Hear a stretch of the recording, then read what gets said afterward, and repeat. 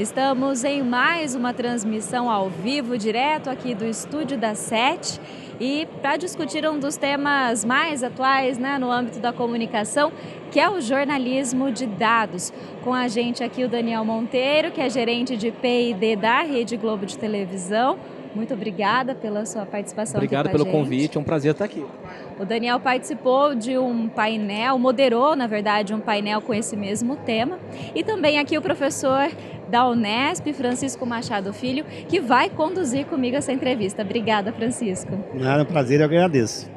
Daniel, vamos começar falando sobre a definição, né, hoje. O que é o jornalismo de dados? Tá, acho que o jornalismo de dados é um tema muito atual. Hoje, as tecnologias voltadas às ciências de dados, ao data science, o big data, estão bem aí na moda. E o jornalismo de dados é a ciência que extrai do dados informações que são usados para contar melhor as histórias jornalísticas, né? Então, são matérias jornalísticas que são pautadas nos dados. E os dados, um volume gigante de dados que é disponível hoje, os dados revelam coisas, né, que a gente às vezes não enxerga olhando diretamente para eles. A gente precisa usar ciência de dados para extrair essas informações. Passaria despercebido. Passa despercebido. Ou os dados são usados para provar uma tese. Então, o jornalismo de dados usa os dados para contar essas histórias jornalísticas.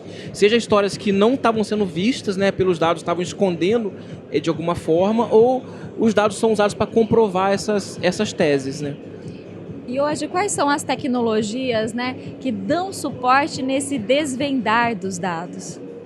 Então, hoje a gente tem tudo muito pautado em Big Data, né? Principalmente a partir da abertura de dados públicos. Hoje a gente tem muitas bases de dados disponíveis e o processamento dessa informação é muita informação, informação que é de muita variedade também.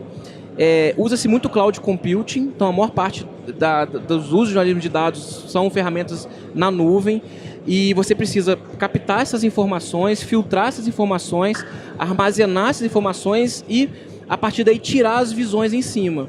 Tem também uma parte bem importante que é a visualização dessas informações, que você olhando simplesmente as tabelas com os dados brutos, você não consegue enxergar, né, o que está ali por trás. E as formas de visualizar essa informação, isso é uma coisa que traz um pouco de beleza a essa ciência, né, que a parte estética e do design na visualização da informação costuma revelar informações que estavam escondidas de alguma forma. Então é uma mudança de lógica, né, professor? Exatamente, eu queria entrar nessa questão. Não quer dizer que o jornalista vai ser substituído pelos dados, ou vai deixar de ter que apurar. Mas são dados e pautas que dificilmente ele conseguiria fazer. Então é mais um apoio à função do jornalista do que uma substituição de mão de obra. Porque as pessoas estão com receio, inclusive, de entrar nessa questão do jornalismo de dados, com medo dela causar uma alteração muito grande na rotina de produção das empresas. Queria que você falasse um pouco sobre isso. Eu acho esse ponto importantíssimo, que não só o jornalismo de dados, mas a ciência de dados de modo geral, ela traz um conceito de multidisciplinaridade muito grande. Então, hoje os profissionais, eles atuam em áreas que vão além da área que ele se formou, né? Então, a gente vem de uma escola tradicional, onde o engenheiro faz engenharia, o designer faz faculdade de design industrial, coisas ligadas a design, e o jornalismo faz faculdade de jornalismo. E hoje a gente vê jornalista fazendo query em banco de dados, a gente vê engenheiros fazendo parte visual estética de um designer, o designer sabendo programar, porque muitas das coisas de design são feitas em JavaScript, que é programação. Então, o ciência de dados trouxe esse conceito de multidisciplinaridade muito, muito evidente. E eu não acho que existe uma substituição de papéis. Eu acho que hoje o profissional é muito mais completo do que ele era antigamente. E antigamente, assim, até recente, é recente isso, até esse movimento é muito recente, né?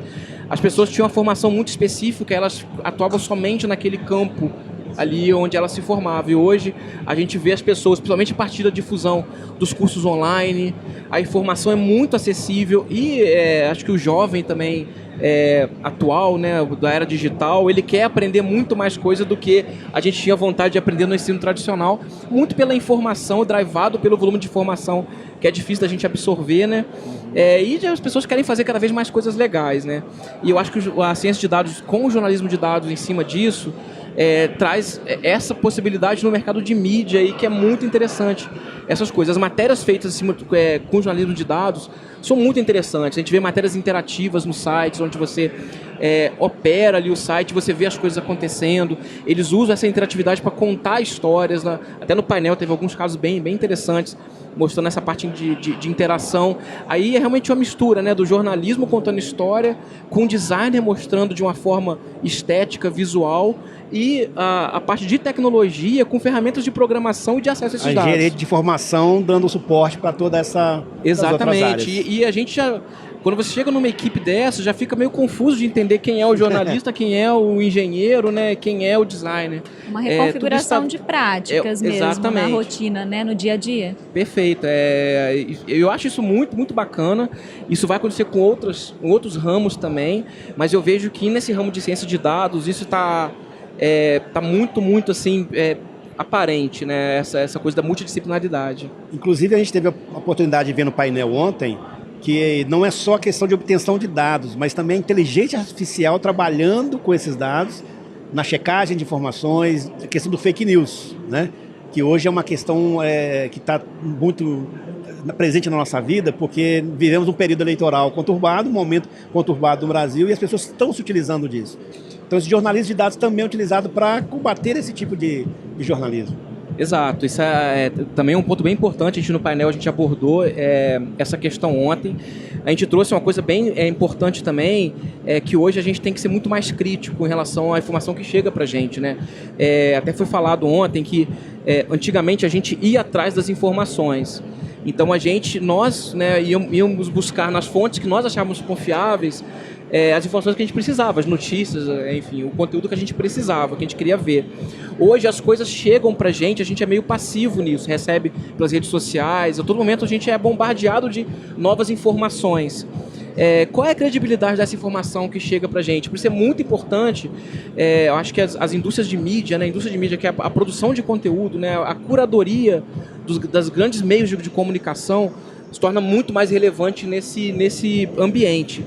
E ontem foi falado na palestra de visualização de dados, que foi bem legal, que existe o uso também para o mal de tudo isso, né? Quando a gente vê uma matéria e existe um gráfico, alguma coisa mais gráfica, mais visual sobre aquilo, a gente tem a sensação de aquilo ter mais credibilidade. Mas, de fato, a gente precisa ser criterioso e ser crítico em relação ao que a gente vê.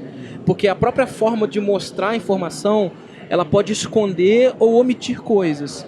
Isso às vezes é intencional, pode ser até às vezes não intencional mesmo. Quem está produzindo a matéria não teve alguns cuidados na hora de apresentar graficamente aquela informação, e quem está vendo pode ter consumido de uma forma errada, pode ter entendido de uma forma errada. Isso a gente precisa ser cada vez mais criterioso com o que a gente vê. E o fake news é um exemplo disso, né? Que como que informações que chegam pra gente, a gente passivo recebe essas informações, quantas delas são verdade realmente e o quanto a gente se preocupa com a apuração dessa informação que chega pra gente, né? E ontem na palestra de fake news teve até alguns números falando que realmente é alarmante essa situação, né? Que a gente recebe encaminhamento de mensagens nas redes sociais e poucos, né, da população se preocupam realmente em checar se aquilo é verdade e confiam muito na fonte que encaminhou. Mas geralmente essa fonte recebeu de uma outra fonte e não sabe de onde, e não sabe nem de onde veio essa informação. E isso vai, né, se propagando. E por isso que a apuração de fake news ficou muito importante na indústria de mídia, nos veículos de jornalismo. Lá fora se faz muito, aqui no Brasil, felizmente a gente começou a ter isso muito forte também, né? Em anos de eleição isso se torna mais importante ainda, né? Em relação à extração dos dados, é possível também identificar hábitos de consumo e se aproximar do público-alvo, por exemplo, a partir do jornalismo de dados? Como fica essa questão? Esse é um ponto interessante, que antigamente a gente enxergava a população como um conjunto de indivíduos, né? A gente não tinha um conhecimento sobre o indivíduo específico. Uma massa homogênea mesmo, massa homogênea, exatamente. A gente ia muito pela estatística, sim, de uma população, né? Hoje, com a ciência de dados e com o consumo... Na verdade, o digital é que trouxe isso, né? Com o digital e um consumo, às vezes, logado das pessoas, a gente consegue entender que aquele usuário ele tem o costume de ver matérias mais sobre determinado assunto e você pode direcionar mais o conteúdo que ele quer assistir. Mas isso tem um cuidado que a gente precisa ter, que existe o outro lado dessa história, que é o que o pessoal chama das bolhas, né? Que quando a gente assiste quando a gente pensa numa TV aberta, por exemplo, né, em que a gente recebe conteúdo, uma grade de programação com conteúdos mais diversificados possível, a gente acabava assistindo conteúdo de vários tipos diferentes, né? Na época de criança, a gente assistia de documentário, jornal a desenho animado. Hoje, com a possibilidade da gente escolher o conteúdo e com o surgimento dessas tecnologias de recomendação que acabam entregando pra gente somente o que a gente gosta, a gente corre o risco, assim, cuidado com os nossos filhos, com a nova geração, né? Deles somente consumirem aquele conteúdo que interessa a ele ficar cego em relação a outros tipos de assunto que são importantes, né? Conteúdo mais geral, né? Conteúdo mais geral. Então, eu acho que existe esse outro lado, mas os dados são muito importantes para a gente ter tudo isso. A gente vai achar uma forma de harmonizar essa situação, né?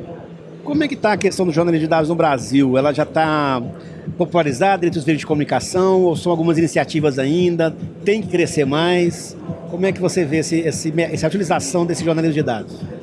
A gente já vê alguns veículos de comunicação de jornalismo fazendo jornalismo de dados, matérias muito interessantes, muito relevantes, né? Usando dados. O Brasil tem uma quantidade boa de dados abertos, né? Dados públicos que são abertos. Teve no G1 o case da matéria sobre o raio-x dos ônibus, né, na cidade do Rio de Janeiro, que gerou uma matéria muito interessante sobre como é o funcionamento do transporte público. Dados que podem ser buscados no portal de transparência. Exatamente. Veículos oficiais, prefeitura, né, ministérios, essas coisas. E o que eu acho importante também na parte de formação das pessoas, a gente está vendo um boom, né, de formação, de necessidade de cientistas de dados, não só para a indústria de mídia, mas para os outros setores, como o setor bancário, por exemplo, que tem um volume de dados enorme sobre os clientes, que eles precisam tratar esses dados para criar novos negócios, né? Então, a gente está vivendo hoje em dia um boom, né, de demanda por cientistas de dados. A gente vê as universidades se movimentando para criar cursos. Esses cursos são cursos que fogem um pouco do tradicional, porque tem a questão da multidisciplinaridade, e as universidades têm que tratar esse assunto também. Então, assim, para quem está estudando, quem está se formando, quem está querendo fazer uma pós-graduação, existem bons cursos pelo Brasil nas universidades sobre a questão de data science, inteligência artificial. Você chegou a comentar sobre a questão da inteligência nos dados, né? Que isso é bem interessante, porque às vezes a gente olhando, porque a gente está acostumado a olhar muito óbvio, né? Você pega um conjunto de dados, você faz análises mais óbvias, já tira alguma informação. As análises mais simples já te dão bastante informação. Mas o que é muito mais interessante é você poder cruzar informações de bases diferentes e você tirar insights e conclusões que você não enxerga. É difícil para o ser humano naturalmente enxergar aquilo. E essa área de inteligência artificial tem crescido muito, né, com machine learning, de encontrar dados, encontrar informação numa massa de dados ali, ou um cruzamento de fontes de dados diferentes, mas que revelam coisas super interessantes e que a gente não veria isso, né, de forma natural, né? Na sua visão, essa é uma tendência que só deve crescer no futuro próximo? Hoje a gente está vivendo, hoje a inteligência artificial é uma buzzword, né? Todo mundo quer fazer de alguma forma, quer aplicar de alguma forma. Muita gente estudando, as grandes empresas, né? Os grandes do digital, principalmente, investindo muito em inteligência artificial. Eu acho que hoje a inteligência artificial está fazendo muitas coisas incríveis e possibilitando aplicações que a gente não conseguiria nem imaginar a viabilidade, né? Tá transformando a forma de fazer coisas, inclusive, né? Então, várias coisas, a forma que a gente aprendeu a fazer na universidade se transformou muito, porque a inteligência artificial está fazendo de forma automática, coisa que a gente fazia muito de forma algorítmica, né? A gente aprendeu a raciocinar passo a passo, né? Fazer uma coisa de cada vez. E na inteligência artificial, usando deep learning e tal, você cria um método em que a máquina aprende. Dado uma entrada, entregar uma saída. E você acaba não entendendo como aquilo funciona exatamente. Então, assim, é um ramo novo de ciência. Você falando aí, me vem à cabeça aqui, é muito engraçado até, porque a ideia que a gente tem o senso comum da inteligência artificial é aquela que o cinema mostra pra gente. É a máquina se voltando contra a gente. Mas não é disso que a gente está falando, né? Não é essa inteligência artificial que é a vilã da história. Então, junto dessa hype, né, que existe hoje, muita gente fica pensando, tangibiliza de uma forma muito exagerada o que a inteligência artificial faz. E, na realidade, a inteligência artificial hoje, o que existe hoje disponível, não existe uma inteligência artificial absoluta que resolve todos os problemas, mas existem algoritmos bem nichados que resolvem problemas específicos, né? E, curiosamente, voltando até o início da história, né, a grande dificuldade da inteligência artificial hoje nem são mais os algoritmos ou a tecnologia, são os dados. Porque para você treinar uma inteligência artificial, você precisa de um volume de dados muito grande. E é muito difícil ter esses dados, principalmente esses dados organizados e bem classificados. Então, isso forma um ciclo vicioso gigante, né, onde a gente tem cada vez mais dados, precisa desses dados para treinar uma inteligência, a gente precisa de mais dados, então forma um ciclo e que a gente precisa aproveitar isso, né? Agora tem muita coisa legal que é possível fazer, né? E o mais importante é ver as pessoas se engajando no tema e quem está se formando, os jovens e tal, se aprofundando nesse assunto e se especializando, né? Acho bastante importante isso. Porque uma coisa importante, como você está falando dessa questão da necessidade de ser um profissional multidisciplinar, eu fico pensando assim, já como professor de jornalismo, os nossos cursos de jornalismo não estão preparados para isso. A gente não prepara o aluno para essa multidisciplinaridade. Mas também não pode, que o aluno não pode ficar dependente disso. Por conta própria, ele pode avançar nessas questões, mesmo que a faculdade que ele passa não esteja preparada, porque até para esse ensino extracurricular, hoje existem umas ferramentas mais acessíveis e mais fáceis para ele fazer isso. Eu concordo completamente. Hoje a informação é acessível para todo mundo, tem muita informação nos canais de vídeo na internet, existem aplicativos e plataformas para ensino online, onde você assiste aula com os melhores caras do mundo online, que eles gravam e disponibilizam, às vezes até gratuito. Eu mesmo já fiz alguns cursos gratuitos aí online e são aulas muito boas e você aprende mesmo, né? Então, não é uma desculpa hoje em dia, a empresa não investe em mim, eu não tenho treinamento, ou eu não tenho oportunidade. Tudo isso está muito disponível, a informação está bem disponível. O cuidado de ter acesso à informação que é relevante, né? A fazer um curso bom, com um professor bom, mas a informação está bem disponível para todos, né? Além do que também, né, além de uma mudança na tecnologia, no que ela possibilita, é também uma mudança de cultura, né? Então, total. O jovem, ele precisa estar, né, imerso nesse novo contexto, né? Exato. Eu acho assim, eu tenho bastante contato com o público jovem nas universidades e eu tenho essa sensação de que é bem diferente de um tempo atrás. Hoje o jovem é bem inquieto e ele quer abraçar o mundo e fazer de tudo, né? Então ele quer protagonizar as coisas, ele não quer que ele chegar numa empresa, ele receber uma demanda, entregar uma demanda, ele quer entender o propósito daquilo que ele está fazendo, ele quer gerar impacto no mundo, na sociedade. Então hoje em dia a gente vê as causas sociais até sendo bem mais relevantes do que antigamente, muitos jovens abraçando as causas sociais, uma coisa que a gente não via com tanta frequência. E eu acho que junto disso tem a democratização da informação, né? Antigamente, para a gente programar um computador era coisa de gênio, né? Era só os nerds programavam o computador. E hoje, com o desenvolvimento de novas linguagens bem mais simplificadas, né? Com um acesso a bibliotecas, o software livre foi outro tema de um painel hoje, que democratizou também o software, né? Antigamente você tinha que pagar assinaturas caras, ter acesso à informação, acesso a computadores, a servidores, acesso a bancos de dados caríssimos. Hoje você tem o cloud computing de fácil acesso e muito barato para quem quer fazer experimentações. Tem as linguagens de programação de nível mais alto, né? Python, Ruby. A gente trouxe hoje o caso de uma linguagem brasileira que ganhou o mundo, chamada Elixir, desenvolvida por uma empresa brasileira, e hoje ela é adotada mundialmente. Então existem linguagens onde diria que qualquer pessoa consegue fazer um código, qualquer pessoa pode programar. E a gente já vê lá fora escolas até infantis, né, de nível médio, onde são ensinados, né, onde linguagem de programação é ensinada, né? imaginando um futuro onde, assim como todo mundo aprende matemática na escola, independente de qual é a carreira, todo mundo vai aprender a programar em algum nível, mesmo seja no nível bem inicial. E dizem, já estão além disso, né, dizendo que todo mundo vai saber mexer com dados. Que dados, saber tirar informação de dados vai ser fundamental, vai ser uma disciplina fundamental no ensino. E acreditando assim, no que a gente fala hoje em dia, né, que o volume de dados vai crescer cada vez mais, né, à medida que tudo está gerando dado hoje em dia, né? As coisas estão se conectando, aí já traz a internet das coisas, onde os dispositivos se conectam na internet, na nuvem, e geram informação a todo momento. Daqui a pouco os nossos sinais vitais, né, biológicos, estão sendo transmitidos para a nuvem a todo momento também. Então isso vai gerando um volume de dados muito grande, e a gente vai ter que saber lidar com isso, né? Isso não vai ser uma coisa só do cientista. Hoje é muito restrito ao pessoal mais de tecnologia de ponta, né? Mais de inovação, ou de quem está fazendo coisas mais ligadas a tecnologias emergentes.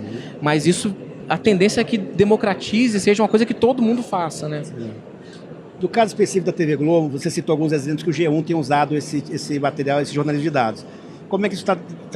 Qual a experiência da TV Globo nisso? Ela é o G1 que faz e distribui para os outros veículos da Globo? Quais são os profissionais que estão diretamente ligados a isso? Tem jornalista de formação desse projeto? Como uma é que tá equipe sendo? Destacada, né? Só para isso. Destacada. Aí já é uma curiosidade mais nossa mesmo como jornalistas, né, Leila? Com certeza. Então, o G1 ele tem um grupo de dados, de jornalismo de dados, que eles criaram, e dentro da tecnologia, foi até o palestrante de ontem que estava com a gente, que é o Castellani, ele tem um grupo de analytics, de Big Data, em que estruturou uma plataforma que a gente chama de Data Lake, é o nome técnico que se dá, que é um grande repositório de dados, né? Então, a gente precisa de toda a cadeia de dados, a gente precisa aquisitar dados, né? Coletar dados nas inúmeras fontes que existem. A gente precisa limpar esses dados, tem muito dado que está questão de tirar impureza, né? Vamos dizer assim, são dados que estão sujando a base. Então ele faz um tratamento desses dados e ele faz uma analogia com a água, né? Você, quando capta a água, você precisa limpar ela para colocar no reservatório. Então o Data Lake é um reservatório de dados que estão limpos e prontos para serem consumidos por alguém. E esse grupo, esse time, ao criar esse Data Lake, teve muito foco em jornalismo, então pegou muitos dados do portais de transparência e importou para o Data Lake, e a partir desse acesso fez várias provas de conceito e começou a apoiar o jornalismo na construção de novas matérias, né? Então é uma coisa que cresce junto. O próprio G1 criou um grupo de jornalismo de dados, a tecnologia criou esse grupo e começou a construir essa plataforma estruturante para apoiar o jornalismo, e a coisa vai crescendo junta, né? Eu acho que nada é construído na totalidade para começar a operar. Hoje em dia a gente tem muito espírito de ir construindo aos poucos, exatamente, de construindo aos poucos. Também teve a questão de fazer treinamento com as pessoas, né? Você precisa... com os jornalistas, inclusive. Com os jornalistas, inclusive. Treinar, ele falou os números, eu não estou me recordando, acho que eram 30 jornalistas que foram treinados da ordem de grandeza de 30, né, que foram treinados para trabalhar com essa plataforma e até fazer queries no banco de dados. Acho que a gente tem que desmistificar esses conceitos de que tem coisas que são impossíveis, né? Acho que hoje em dia a tecnologia está muito mais acessível do que era antigamente, e essas barreiras entre as profissões, né, deixou de ter o dono daquele assunto, né? Acho que todo mundo é capaz de entender o todo. E, obviamente, tem pessoas que entendem partes com muito mais profundidade do que outras, mas a gente não se limita somente a conhecer aquele nicho, né? Eu acho que isso é importante. E a gente tem, na área de inovação também, algumas iniciativas de tentar criar, vamos dizer assim, o estado da arte de algoritmos, de coisas novas, entender o que está de mais moderno para a gente poder trazer para dentro da empresa. Então a gente teve iniciativas no futebol, por exemplo, com dados de esporte da Copa do Mundo. Tem muitas iniciativas acontecendo pela empresa, mas o mais importante que eu acho é a formação das pessoas. É uma ciência nova, é multidisciplinar realmente, e tem que desenvolver essas competências, né? E a gente apoiar esses projetos, valorizar esses projetos, né? E os resultados são fantásticos, né? Realmente são da gente ter muito orgulho de qualquer dessas matérias que são feitas a partir de dados, né? A gente entende que isso é uma tendência, né? A gente está engatinhando nisso. Está apostando, né? muito nessa e a gente está começando, vamos dizer assim, tem muito, muito mais para a gente aprender, muito mais para a gente fazer, né? Momento de experimentação mesmo. Acho que o espírito de experimentação é um espírito fundamental hoje em dia, né? De você experimentar, tentar, errar, aprender com erro, repetir, fazer tudo de novo e você vai fazendo cada vez melhor, né? Aprimorando. Tá certo, eu agradeço mais uma vez a sua participação aqui com a gente. Tá jóia, eu que agradeço a oportunidade. Obrigado, pessoal. Obrigada, Francisco, também. Prazer. SET Expo 2018, o maior evento de tecnologia, de mídia e entretenimento da América Latina.